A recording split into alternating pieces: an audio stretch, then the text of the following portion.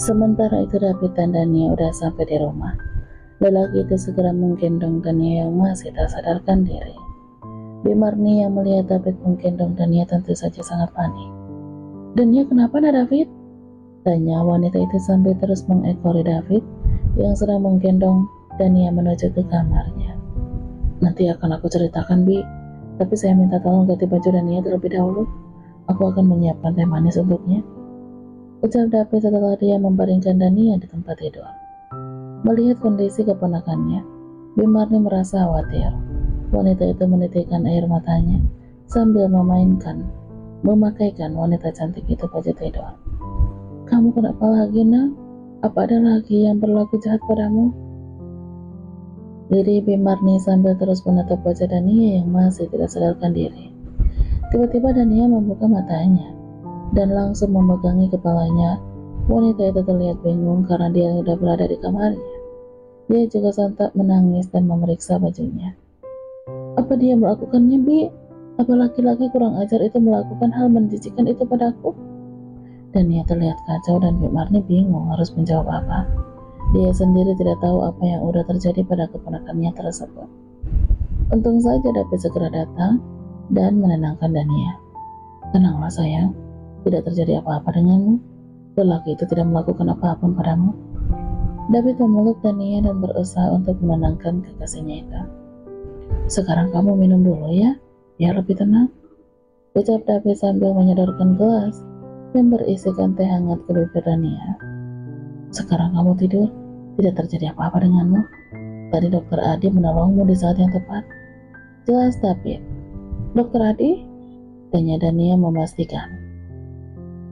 "Iya, jadi kamu tidak usah khawatir. Sekarang lebih baik kamu istirahat. Atau kamu mau memakan sesuatu biar aku masakin?" tanya David. "Tidak, aku hanya ingin tidur aja saat ini," ucap Dania. Wanita itu mencoba tersenyum di depan David agar laki-laki itu tidak terlalu khawatir. Setelah Dania tertidur, David pun segera keluar dari kamar Dania. Lelaki itu menuju ke halaman belakang. Dia sebenarnya sangat kecewa pada dirinya sendiri karena merasa tidak bisa melindungi Dania. Apa wanita tua itu tidak jadi mengirimkan anak buahnya ke sini? Apa maksudnya ini? Gumam David sambil terus mondar-mandir tidak karuan. Hatinya begitu kacau, hampir saja Dania celaka jika tidak ada adik yang menolongnya. Sebagai seorang laki-laki tentu saja harga dirinya terluka saat wanita yang dia cintai diselamatkan oleh laki-laki lain yang juga sudah jelas menyukai Dania. Tapi walaupun begitu dia tetap bersyukur dan sangat berterima kasih dengan dokter Adi yang udah membantunya. Saat hatinya masih diliputi kegalauan, ponselnya pun berdering. Ada nomor yang tidak dia kenal masuk ke dalam panggilan aplikasi hijau miliknya. Lelaki itu enggan untuk menerima panggilan tersebut. Akhirnya sebuah notif pesan masuk pun muncul di ponselnya. "Siapa orang ini? Kenapa dia mengirimkan share lokasi padaku? Ada apa di tempat ini?" gumam David. "Bukankah tempat ini tidak jauh dari sini? Apa aku harus ke sana?" David terus saja bertanya pada dirinya sendiri.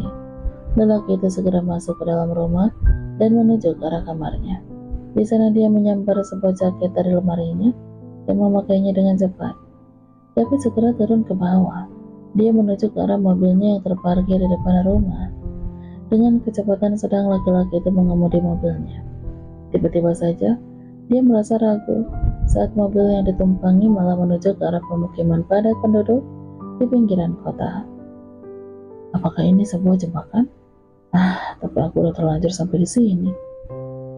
Masa iya aku harus balik lagi? Gumam David. Tiba-tiba dari arah samping muncullah sebuah motor yang kemudian dia memotong jalannya. David segera mengerem mobilnya agar tidak menabrak pengendara motor tersebut. "Sialan, kalian nyari mati ya?" teriak David kesal. Lelaki itu tidak menanggapi perkataan David, tapi ponsel David kembali bergetar. Ada pesan dari nomor tak dikenal lagi yang mengatakan agar dia mengikuti dua orang yang ada di depannya itu. David menghela napas panjang. Sebenarnya dia merasa begitu kesal dengan orang yang mengirimkannya pesan tersebut. Mau tidak mau, David pun akhirnya mengikuti motor dua laki-laki itu dari belakang. Dan ternyata tak jauh dari tempat itu ada sebuah rumah yang diapit taman bunga yang indah. Wow, kenapa ada taman yang sangat cantik di sini? Tanya David kagum bercampur heran. Lelaki itu segera turun dari mobil saat dua laki-laki yang ada di depannya itu. Mereka memberikan isyarat pada David untuk mengikuti langkah kedua laki-laki tersebut. Adik, kamu yang memintaku ke tempat ini? Tanya David yang dia melihat adik berjalan mendekat ke arahnya. Iya, aku yang memintamu ke sini. Maaf jika caraku salah, tapi aku tidak berniat buruk kok. Aku hanya meminta bantuan saja darimu. Ucap Adi sambil tersenyum. Bantuan apa? Tanya David bingung. Kita lihat aja nanti. Aku jamin kamu akan suka. Ucap Adi lalu mengajak David memasuki ruangan yang dipakai oleh Adi untuk menyekap Marco. Ruangan itu sangatlah gelap, makanya dibilang dengan ruangan gelap. Dan itu adalah hukuman paling jahat menurut Adi. Di tempat itu memang hanya kegelapan yang terlihat, sehingga David susah menentukan siapa sebenarnya yang ada di ruangan itu. Setelah selesai berbincang dengan Adi, David segera kembali pulang. Lelaki itu terus memikirkan tentang apa yang dikatakan oleh dokter itu. Lelaki itu tidak mengerti dengan jalan pikiran dokter muda itu. Dia merelakan waktunya terbuang hanya demi Dania yang tidak membalas cintanya. Selama ini, dia mengira jika laki-laki itu akan bersikap licik seperti adiknya. Tetapi ternyata anggapannya salah. Ternyata lelaki itu bersedia mengurung Marco dan Nyonya Mirna di sebuah ruangan gelap tanpa cahaya. Hari ini dia diminta datang oleh dokter itu hanya untuk melihat keadaan Nyonya Mirna. Dokter itu meminta David untuk memberitahukan pada Faris jika ibu mereka baik-baik saja. Dan yang paling membuat David bingung adalah ternyata selama ini Adi selalu berkomunikasi dengan nenek Margaret. Sebenarnya Margaret jugalah yang meminta Adi untuk melindungi Dania dan memberikan banyak wejangan pada laki-laki itu agar tidak memaksakan cinta yang memang tidak bisa dimiliki. David merasa bersalah. Sebelumnya bahkan dia berpikir kalau Margaret memang tidak berniat untuk melindungi Dania. Mobil yang dikemudikan David memasuki halaman rumahnya. Lelaki itu pun langsung turun dan berjalan masuk ke dalam rumahnya. Tapi langkahnya terhenti saat melihat orang tuanya sedang membicarakan hal yang serius dengan ibu dan juga Bimarni. Sedang membicarakan soal apa? Tanya David sambil berjalan mendekat ke arah tiga orang tersebut. Kami membicarakan tentang rencana ke Malaysia. Tadi kami mendapat kabar jika Asti sudah sadar, jawab Tuan Indra. Lelaki itu sebenarnya ingin bertanya pada putranya itu baru pulang dari mana, tapi dia tahan karena kelihatan dari wajah anaknya itu ada ketegangan. Benarkah? David ikut duduk bergabung dengan mereka. Iya nak, tadi Om Morgan mengabari kita dan meminta Dania untuk ke Malaysia. Mungkin aja Tante Asti sangat merindukan putri kesayangannya itu. Apa Dania udah diberitahu? Tanya David. Belum nak, tadi Bibi lihat dia masih tidur, jawab Bimarni. Baiklah, nanti biar aku aja yang bicara padanya. Tapi sebelum itu aku juga ingin membicarakan hal yang serius pada kalian semua. Ucap David terlihat sangat serius. Tuan Indra mengerutkan keningnya saat mendengarkan penuturan dari putranya tersebut. Apa ada masalah? Tanya Tuan Indra sambil menatap ke arah putranya. Lelaki itu sebenarnya takut kalau ada masalah lagi dalam kehidupan Dania dan juga putranya itu. Lelaki parubaya itu berencana melamar Dania secara resmi saat nanti di Malaysia. Tidak ada ya? Jawab David sambil tersenyum. Lalu ada apa nak? Kini Nyonya Asmita yang terlihat penasaran dengan apa yang akan diucapkan oleh anaknya tersebut. Aku ingin meminta izin untuk melamar Dania secara resmi nanti saat kita di Malaysia, ucap David. Tuan Indra dan Nyonya Asmita saling pandang. Mereka akhirnya tertawa bersamaan. Dan tentu saja itu membuat David bingung dan mengira jika kedua orang tuanya itu tidak merestui apa yang diinginkannya. Apa kalian tidak setuju dengan rencana aku? Tanya David.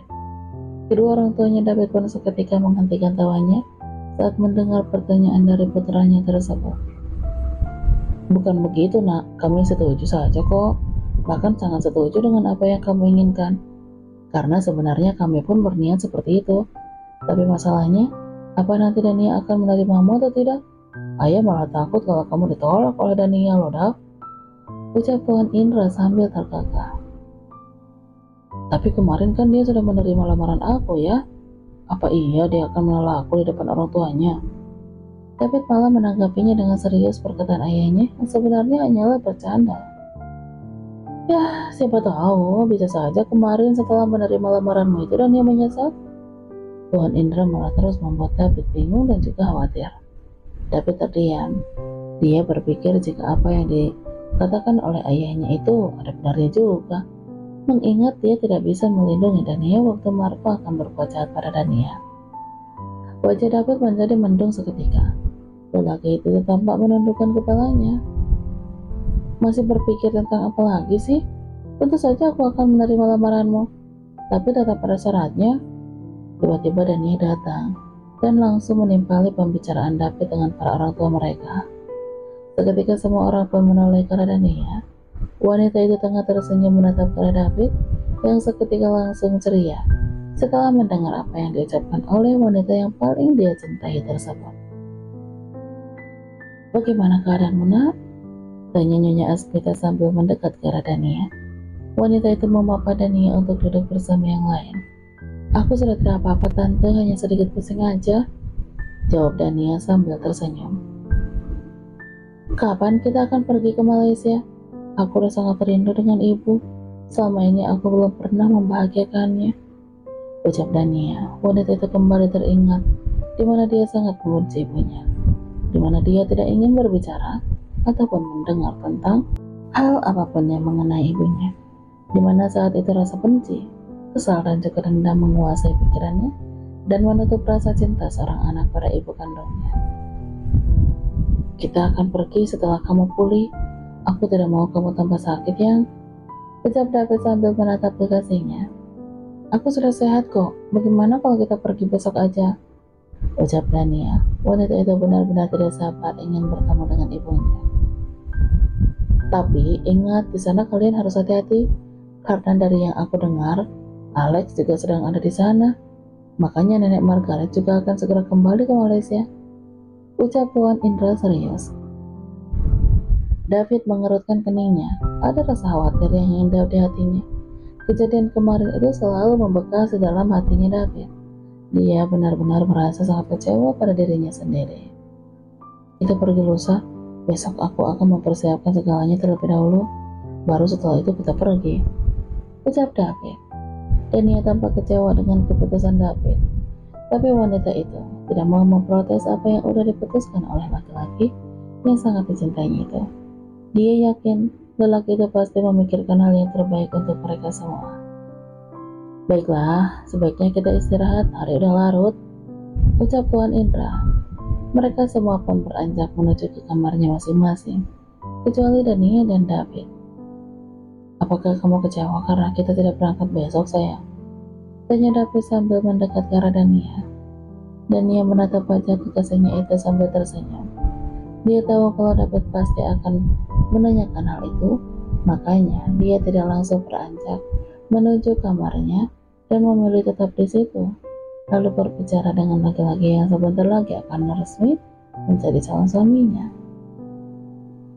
Kalau kamu bertanya aku kecewa atau tidak, pasti jawaban aku adalah kecewa. Tapi aku tahu jika apa yang kamu lakukan semua itu demi kebaikan aku dan juga kebaikan kita semua. Tapi jika boleh, aku meminta, tolong kamu juga harus memperhatikan dirimu sebelum kamu memikirkan diriku, ucap Dania.